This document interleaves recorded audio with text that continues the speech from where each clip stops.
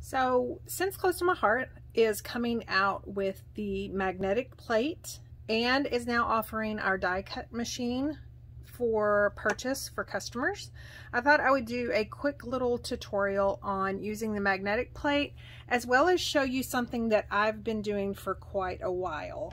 It does not require the purchase of the magnetic plate, and then kind of talk to you about the settings that I use. Now, you'll want to make sure that you kind of try them on some scratch paper, and then also know that depending on which cardstock or pattern paper you'll be using, those settings may change a little bit. So here is a look at Close to My Heart's die cutting machine. You can see that it is well loved. And on the opposite side of the handle are the dials. So I have mine set to die cut, and then I am going to show you how to use our thin cut carrier sheets first.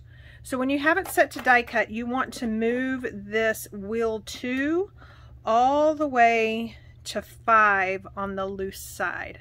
And again, this is what works for our White Daisy cardstock, which is what I'll be using, and I'm using the Boo Crew thin cut.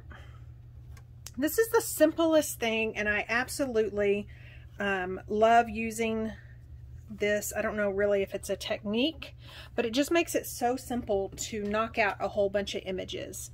So what I do is I measure the carrier sheet. The majority of the time you either have a 6x6 or a 4x6.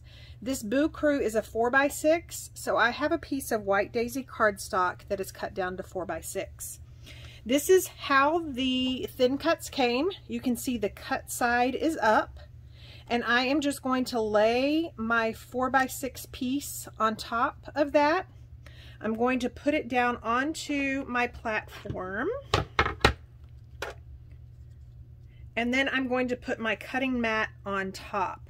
And so in essence, this cutting side is going to cut through this White Daisy and into my cutting mat. You can see my cutting mat is well loved as well.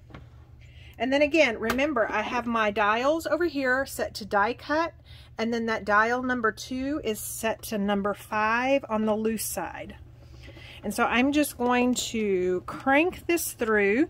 You will feel a little bit of tightness once you get to that cardstock and that carrier sheet, but do not worry, just keep on cranking.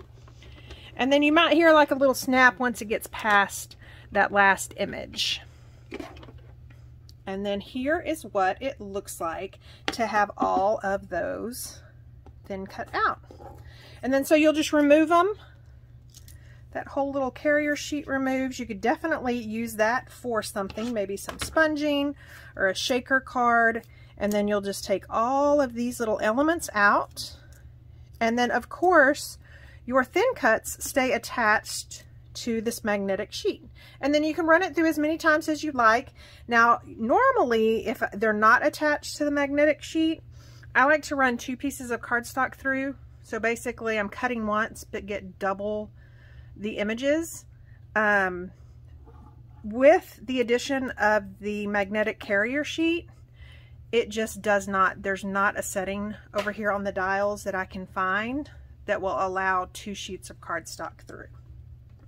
So now I'm going to show you how the magnetic plate works. So we will not be using this gray cutting mat anymore. We will be using the magnetic cutting mat. So on this one, you want to cut on this side. It doesn't really matter, but if you want to keep it pretty, that's what you want to do. You want to put down your cardstock first, and then you want to take your thin cut images. Remember the cut side and then the flat side. So you want your cut side to go down on top of that cardstock. And being that this cutting mat is magnetic, those little images will not move. And again, I just find it so much easier if you just cut all the images. I mean, you're running it through once already. You might as well just go ahead and get all the images that you can. And then you still need this platform piece. So I'm just going to put the platform piece over, and you can either run it like this or you can turn it over and run it. Does not matter. Oh, we got to switch our dials. So on this one, your die cut dial, or your dial number 1 stays at die cut, but this one is going to go up to flat even, or sometimes it needs to go to that -1. You'll just kind of have to play with the cardstock that you're using. So I'm going to do the 0 and then take this cutting platform and wheel it through. This one isn't as tight, so you're not going to feel the tightness as much, and then you won't hear the pop.